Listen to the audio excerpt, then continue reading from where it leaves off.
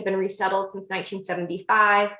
And then if you look at our community in the last fiscal year, 262 were in Virginia and 282 were in Maryland. And as I mentioned, 94% were from Afghanistan. So President Biden has promised to increase the what's called the presidential determination. And that's a determination the president sets on how many refugees the US will admit. And so as you can see, the number in FY20 was at one of our historic lows. It was under 12,000.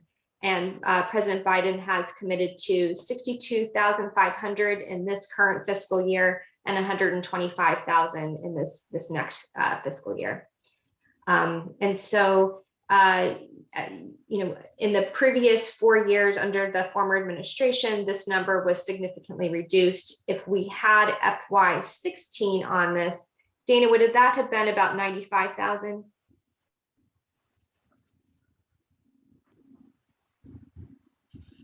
Sorry, I was trying to find my unmute button since I'm sharing.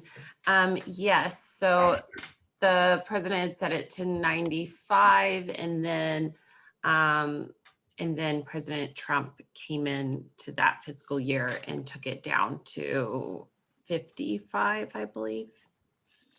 And I ask clarification. Sure.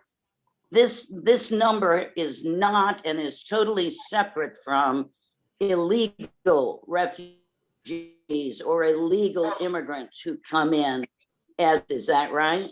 That's a great question. So this is the number of refugees, and those are people who do arrive through a legal pathway. Just clarify, I said a legal, not illegal.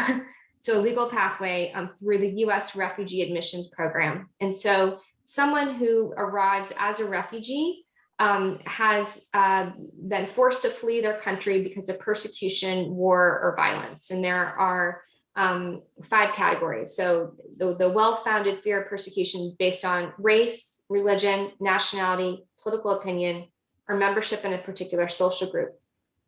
I will say that not every country has a refugee processing program.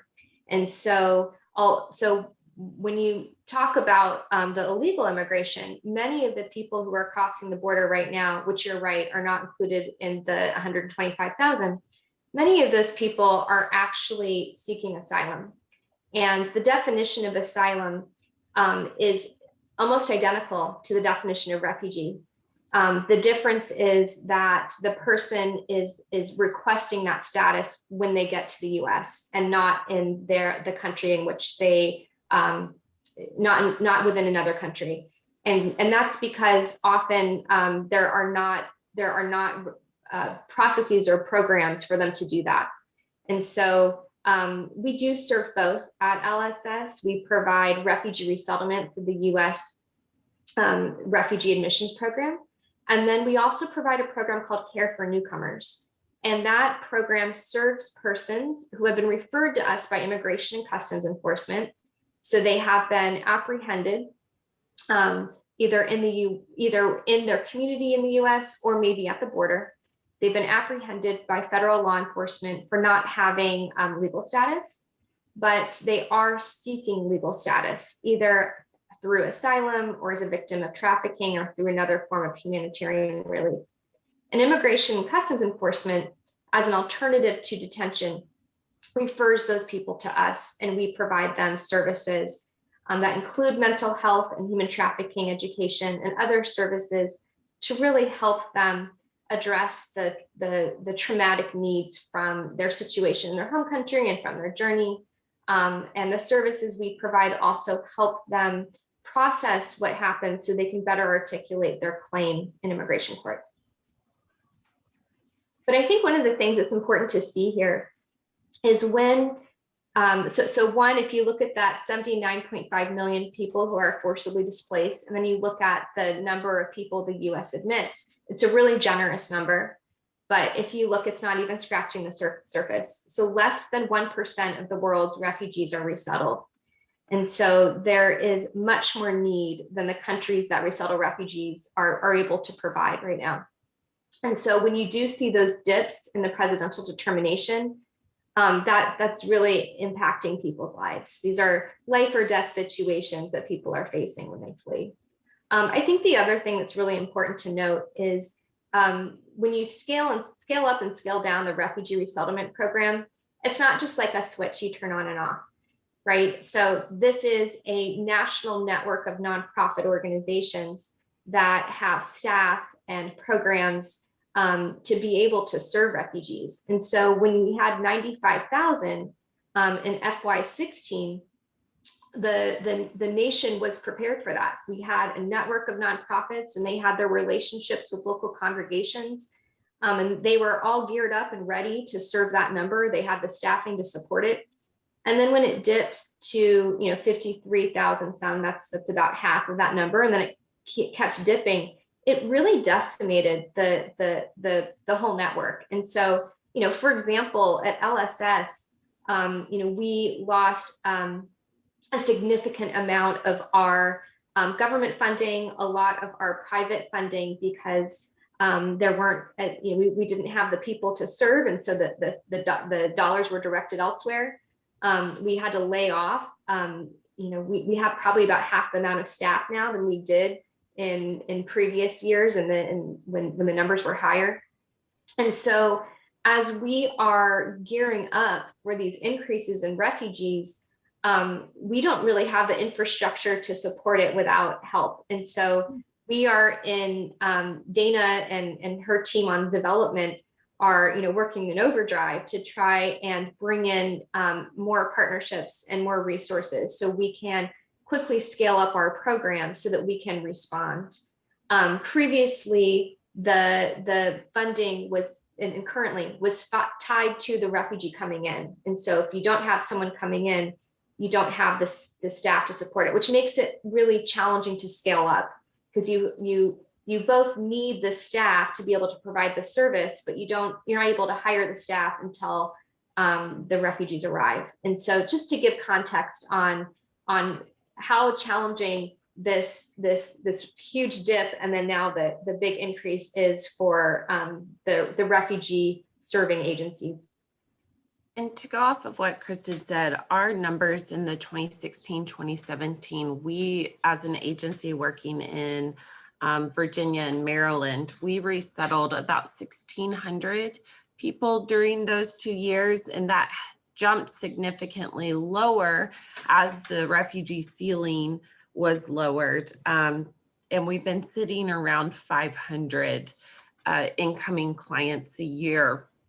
And we will note that since the resettlement number, which is set by the president, was going down, we are actually a region that is huge for resettlement of Afghan SIV holders. So 94% of our clients last year that came in under our resettlement program were these Afghans, and their entire family, like immediate family, is given a visa, and they're given visas because they worked for the US mission or the US government in Afghanistan or in Iraq during the wars. And they work as interpreters, as guards, as drivers.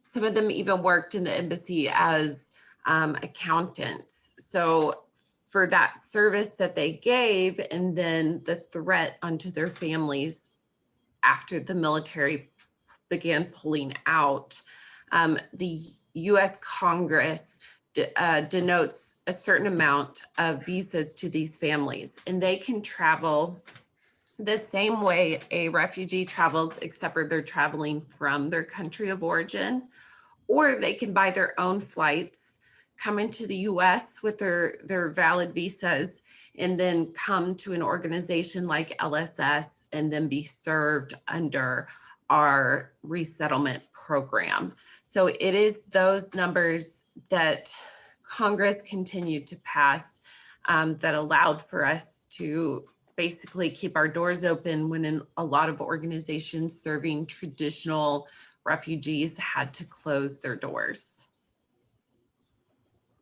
And then I am going to pull up our Maryland graphic so you can kind of see what the last year looked like specific to your all's region.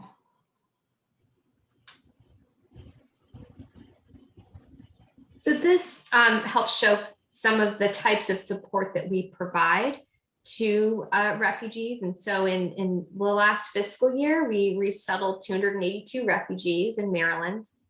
And you can see the education levels. We have a lot of really highly skilled people arriving as refugees. So 43% had a college degree or more. As you may know, often the challenge for refugees in becoming self-sufficient is sometimes their degrees don't translate. And so you'll see people who have high level degrees as attorneys or doctors in their home countries, and they aren't able to translate those to meet the same qualifications in the US. So they end up working jobs that might have lower wages while they try and work to get those certifications. 83% of immigrants in Maryland speak English well or very well.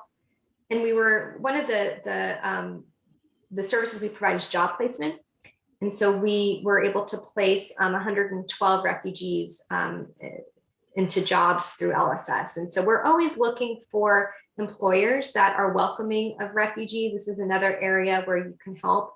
If you yourself, if your company is hiring and is supportive of refugees, please let us know and we'll connect you with our job placement team. And they're always looking for those pipelines. So some of our employers include Walmart, local bakeries, Costco, Target, Parkview Gardens, and Bethesda North Marriott. And so these are all employers that have stepped up to welcome and to prioritize refugees. More than 1 in 5 business owners in Maryland are immigrants. And then you can see by fiscal year the number of refugee arrivals in Maryland. So, as we've been discussing, and as you've probably seen from watching the news, there have been a lot of policy changes in the Biden administration in a short amount of time that will translate in an increased number of refugees in the DMV.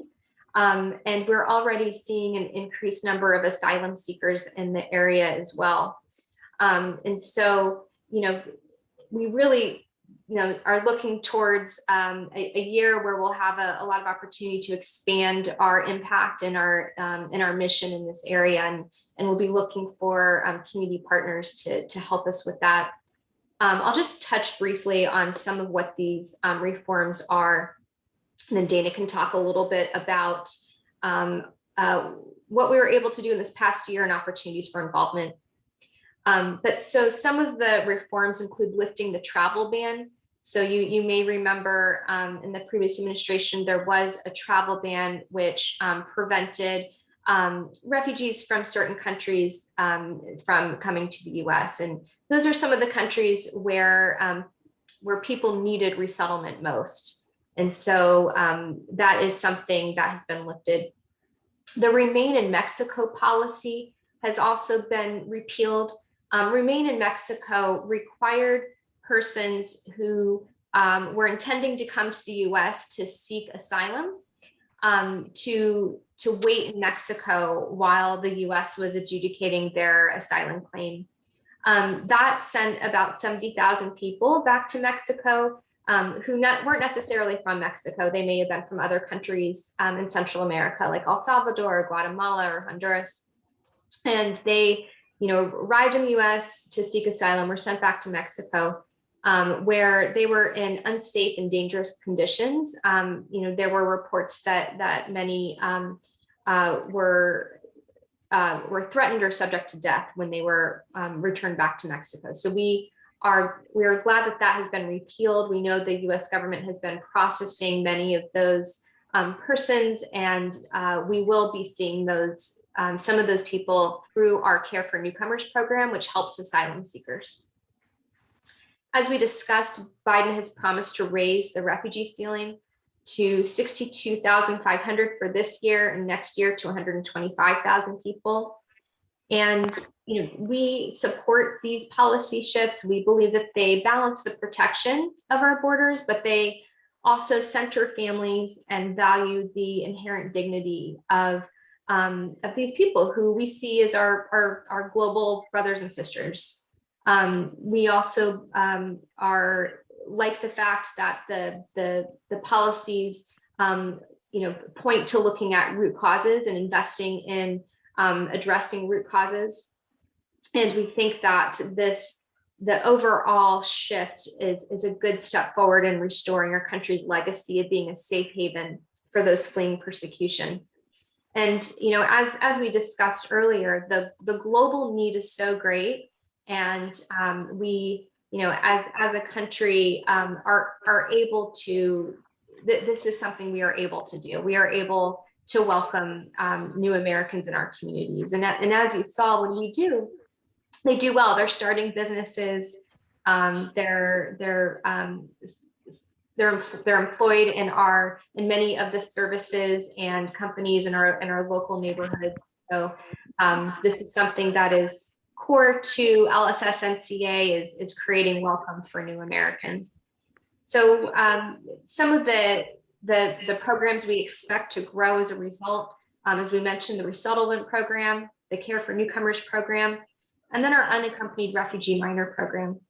And that's a program that provides foster care to children who arrive in the US without a legal caregiver, either as a refugee or who become eligible for the program through another type of immigration status. So for example, as a victim of human trafficking.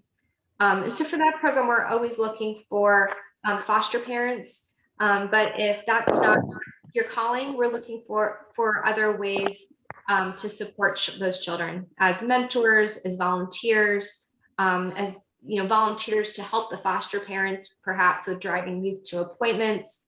And so there's a lot of areas to get involved. And to go back to 2020, we know 2020 was obviously a very difficult year for everyone.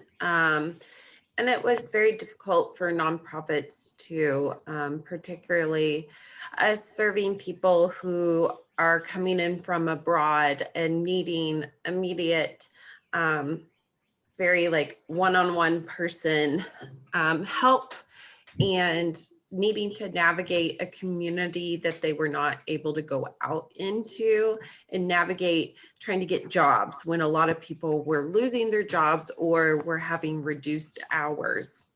So it was definitely a difficult year, but we couldn't have survived without our community partners. And we did end up having some successes due to those relationships last year. So first, we received a lot of emergency assistance for our clients. We were able to apply for emergency programs through our national organization that we're an affiliate of. Some churches had community funds that we could apply for emergency rent or utilities assistance for our clients. We also had a lot of gift card donations, particularly for groceries. Next week begins the first week of Ramadan, and that goes for about a month into May. And being that 94% of our clients are Afghan, many of them are practicing Islam. So the fact that the Montgomery County Muslim Foundation stepped up and provided food and gift cards for our families. Even one of our Capitol Hill Good Neighbors group, there's a group of multiple faith congregations from Jewish to Latter-day Saints to Catholic to Lutheran and Islamic, all came together and provided gift cards for our families as well, because those meals where they're breaking their fast in the evening tend to be very large and celebratory meals. And so they wanted to ensure that our clients were having their first Ramadan in America as a pleasant experience.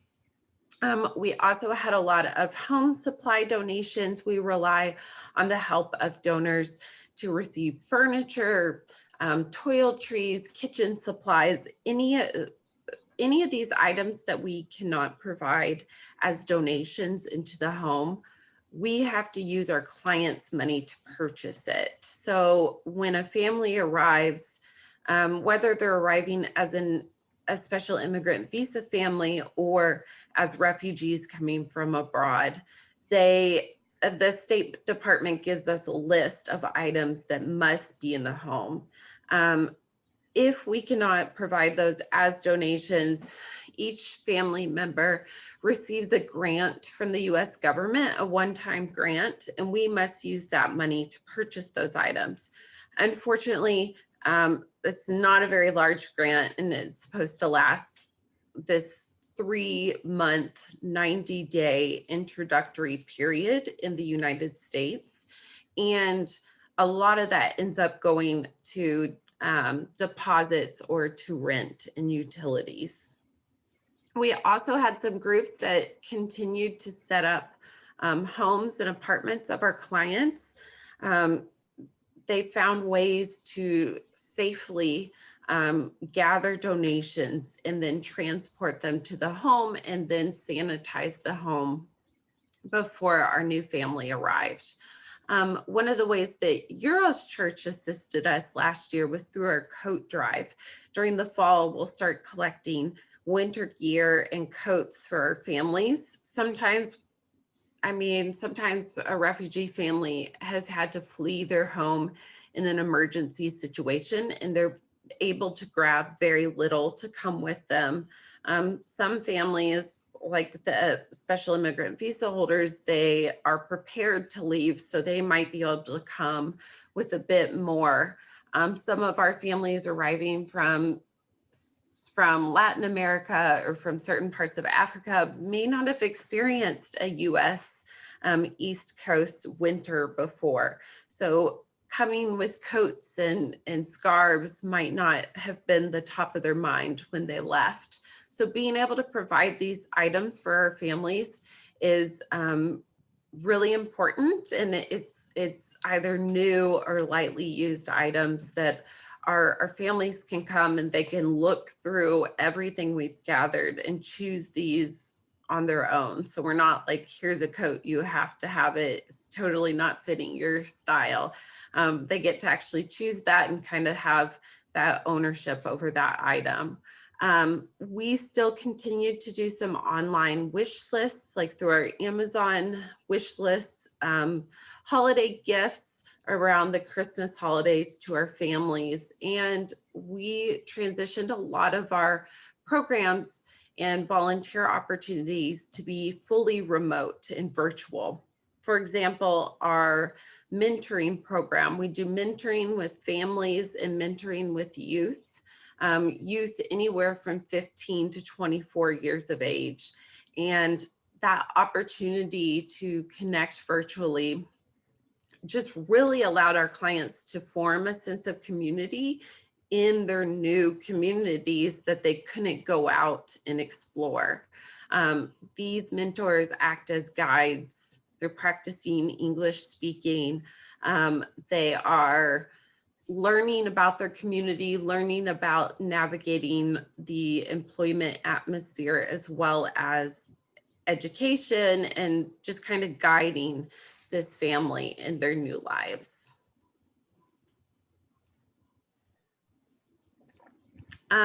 We also had some program successes, like I mentioned, and like Kristyn has mentioned, some of the areas where we have had growth and we will have growth.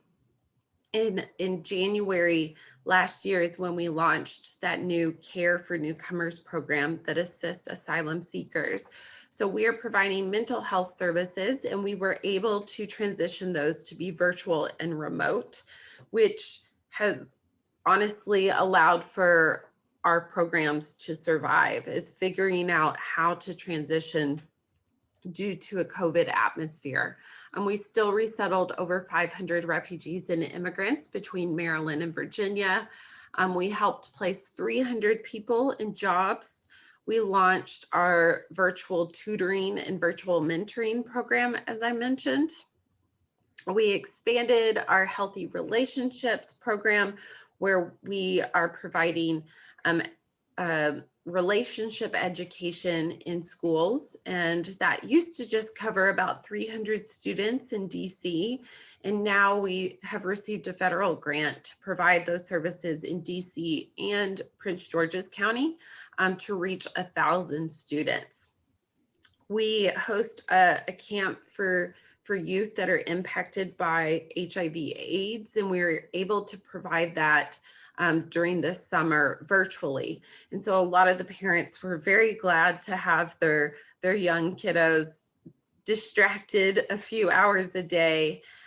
We sent supplies and snacks and art supplies to the homes of the youth during the summer to facilitate this program that was completely virtual.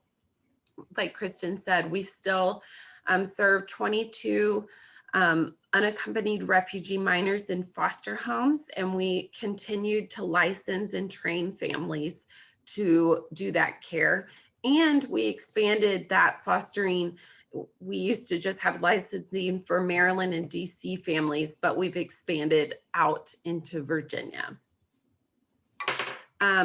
Like I said, we wouldn't have been able to do any of the support for our families and for our youth without the partnerships in the community, the congregations, the nonprofits that have helped us achieve all of that during a very difficult year. And then finally, Dana, I see a really good question in the chat about. Oh, you do? I can't see the chat. That's okay. So Julie wants to know if the children's education program is limited to schools, or is there an application for churches such as Sunday schools, summer church camps, etc.? Yeah, so under this grant, it's schools in middle school, high school groups in PG County and DC. However, we are able to provide it as a fee for service outside of those areas. So we can provide that education to church groups, to summer groups, to schools, or a group of individuals that end up signing up. And we teach two different curriculums, one geared towards middle schoolers and one geared towards high schoolers. I can put a link in the chat of where one can send an interest form about that program. And our staff is willing to kind of work with groups to see what can be best to really get this education out there. Because a lot of it is about, first of all, abstaining from sex, but also really understanding what these relationships are. These high schoolers and middle schoolers are just so emotionally and hormonally charged, and they fall so in love in high school, and really understanding what is that love at that age, and how to be healthy in those relationships, how to avoid abusive relationships, how to avoid teen pregnancy, as well as building up leadership skills. So it's a really cool program, and it's funded by the federal government. Julie? Yeah, just a follow-up question. So the target audience is actually the refugee children, not educating other children about the aspects of life that refugees that are moving into their community. No, this program is outside of the refugee program. So this is for general schools and general youth in DC and Maryland. Our youth development and wellness program, we have had that program running since the late 90s, early 2000s. And this program was created based on a need out of Baltimore that John Hopkins saw, that many youth were being impacted by HIV and AIDS because either they were getting HIV, they were transmitted HIV from a parent, or someone in their family, like a parent, has HIV and how that impacts mentally these youth. They began working with us to provide mentoring to young people, small group therapy, as well as leadership retreats and camps to help middle schoolers and high schoolers cope with, first of all, being in middle school and high school, but also navigating relationships and navigating having a positive diagnosis. And what they saw is that with the youth that attended our program, they tended to have better, like, what's the correct word? They stayed on their medication schedules better, and were able to often put that HIV into like a remission state where it's no longer transferable. So this program has really evolved, and it evolved into us applying in 2019 to serve youth in the schools for this relationship education when this federal grant came up. And it very closely aligned with things that we are currently doing, the education and expertise that our program director had working with these youth. So we would be able to reach refugee youth within this if they're in the schools that we are providing this education to.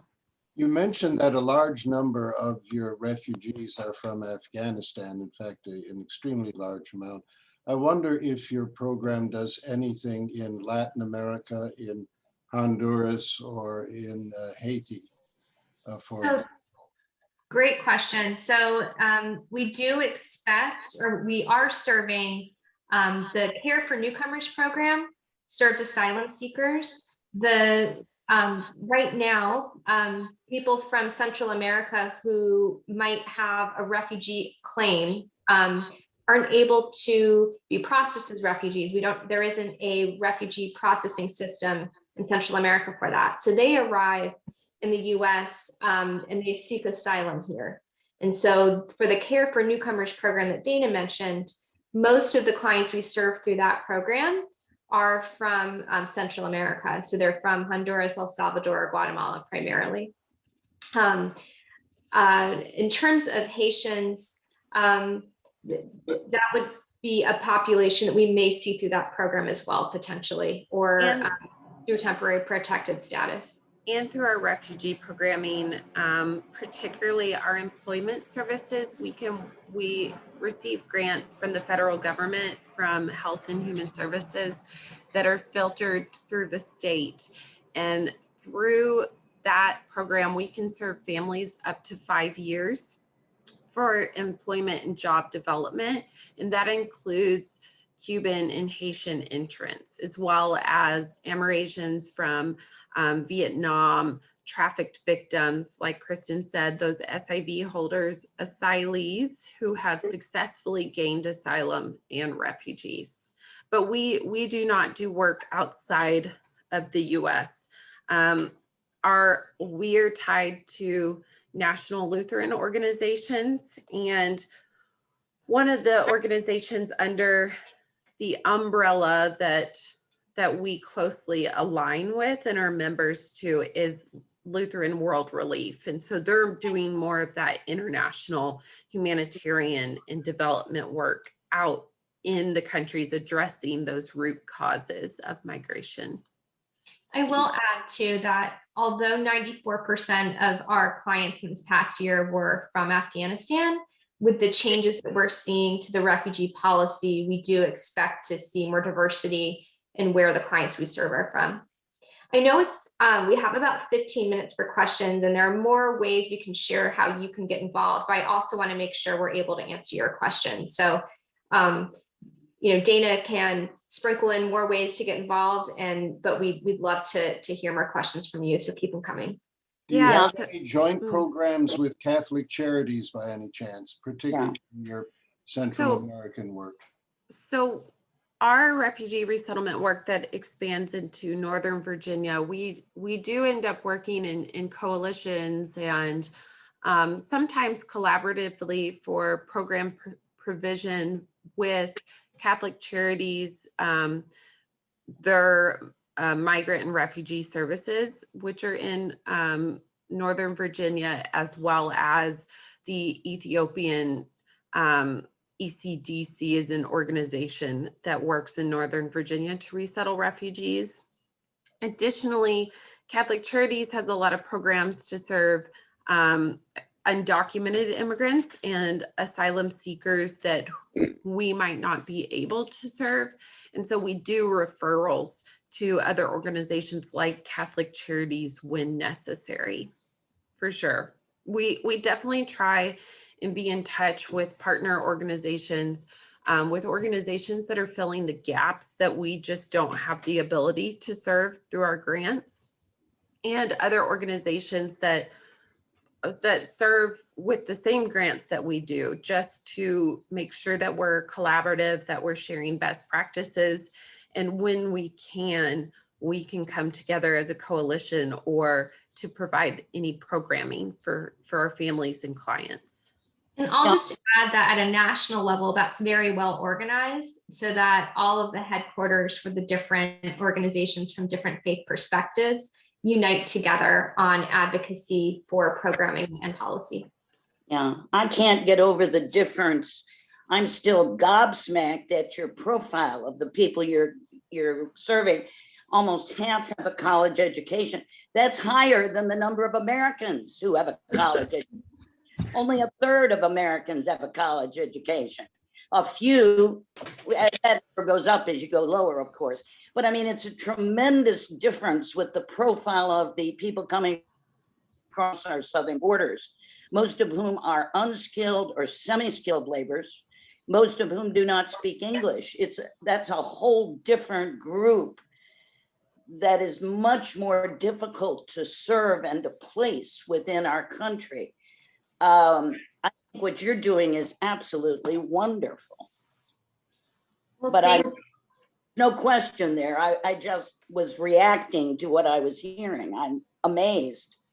Well, thank you. I think, you know, I always find it really interesting if I'm in a cab or an Uber, and if the person who's driving is someone who's a refugee, to ask about their story and their experience. And over again, I'll hear someone's story, which, you know, they're all just, it's just very moving. But the stories are often, well, in my home country, I was an attorney, and that doesn't translate here, so I'm driving Uber. Just to speak about the people who are coming from Central America, you know, so often people who are coming as refugees to the refugee resettlement program, many times they have spent years, sometimes generations, either in a refugee camp or in an urban setting. Because when you saw that global number of how many people are refugees, and then you see how many we resettle, and then remember that statistic about globally 1% of refugees are resettled, many people are waiting for decades, even generations, for resettlement. And so there are all these international nonprofits in those refugee camps and urban settings providing English as a second language, providing all kinds of services and tools. And so that when their number comes up and they're ready to resettle, they're ready to go. That's some of it. I think, you know, in terms of, you know, Central Americans, we do have a lot of good places where we're able to place Central American workers as well once they get their immigration status. And so they're differently skilled. It might not be the same skills, but they're also able to contribute as well. You know, I think what we're seeing in our Care for Newcomers program too is that over 90% of the people we've served from Central America are women, and we know that women and children are particularly vulnerable in Central America right now, and are more at higher risk of violence by gangs. And so, you know, that's you know, they have their own unique vulnerabilities. I'm seeing that Dana just wrote a chat. She did direct ways to get involved. But before, I want to make sure there's more time for questions, but if we could briefly touch on our Good Neighbor Partner Program, because I think that's a really great way to get involved. Dana, do you want to share a little bit about that? And then I also know that Pastor Emily has some experience with it as well. Yeah, so our Good Neighbor Partner Program is a way for congregations and nonprofits to sponsor our families for 3 specific levels. So this is working directly with a family that is newly arrived or about to arrive in the country. And a lot of churches tend to do this just because they're an organized group of people looking to serve and help. And we have some church partnerships that will also work together so that you have more hands and more church involvement for this programming. But there's 3 levels. So the Good Neighbor Partners, the first level is setting up an apartment, a home for our refugee families. That's the level 3, the welcome home. These partners will gather furniture, gather supplies for the home, whether they buy new supplies or they gather it from donations. And really get this apartment or home ready for the family to arrive and to have a welcoming space to arrive to. Level 2 includes that home setup, but also some adjustment support, whether it's transporting a family to appointments, helping them apply for jobs, helping the kids get enrolled in school. They work with the case manager to kind of take some of those responsibilities from the case manager and be directly involved in the resettlement of a family. And then our first level, which is the highest commitment, includes that home setup, the adjustment support, as well as full and partial rental assistance for a family, which really is an incredible help. It can be quite expensive for one congregation or one small group, and that's why many of our level 1s tend to bring in a larger group from the congregation to be involved, or other congregations to do this work with them. So like I said, the Capitol Hill Good Neighbors are a conglomeration of several churches.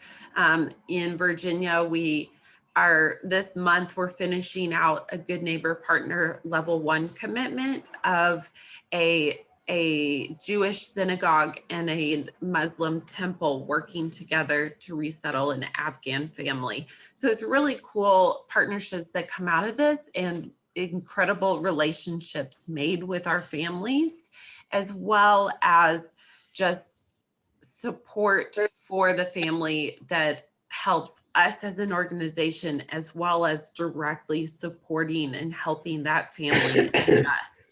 And Pastor Emily was involved in this when she was in Northern Virginia, so maybe she can say a few words. Very briefly, Lewinsville Presbyterian partnered with Emmanuel Presbyterian, which was the other Presbyterian church down the road, to do, I guess it was a resettle level 1. I didn't know all the levels, but it was a SIV. It was a family with the immigrant visa from Afghanistan. I think it was about 10 years ago.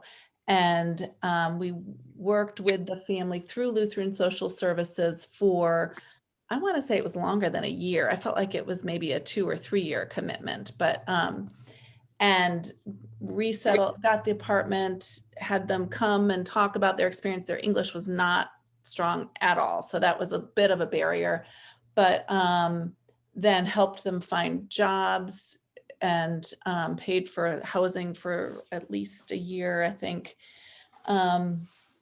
So that was and someone was asking, are there other refugee resettlement or immigrant resettlement organizations and through the denomination, through the PCUSA? And we worked with Lutheran Social Services because I think your organization is sort of the main one in the DMV in this area for this kind of work.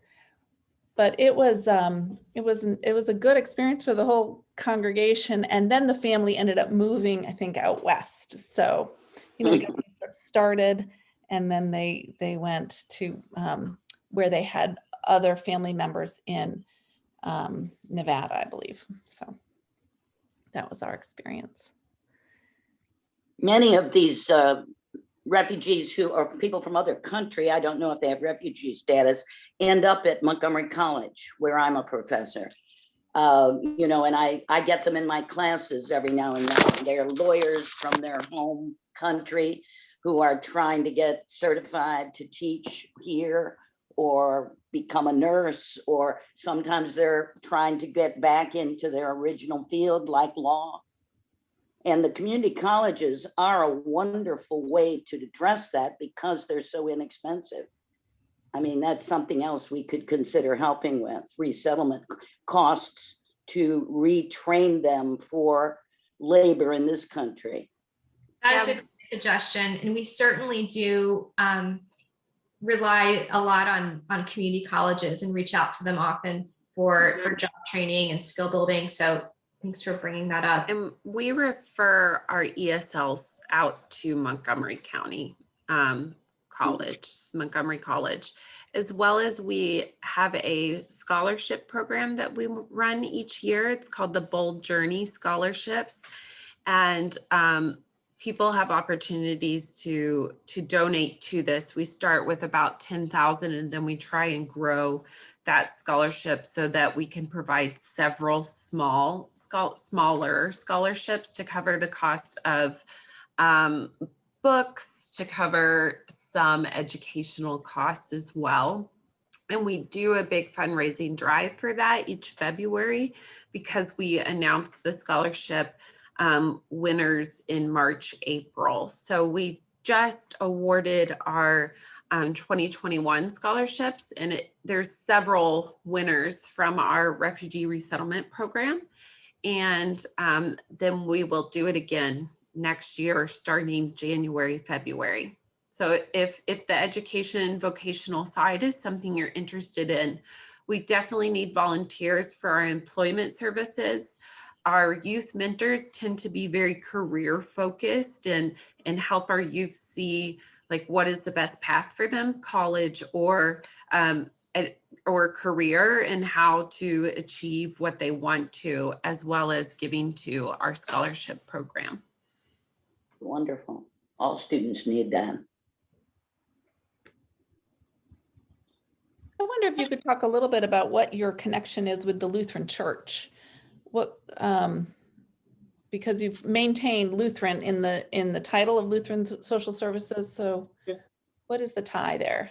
The Lutheran Church is a part of our history, and that we are developed by Lutheran congregations.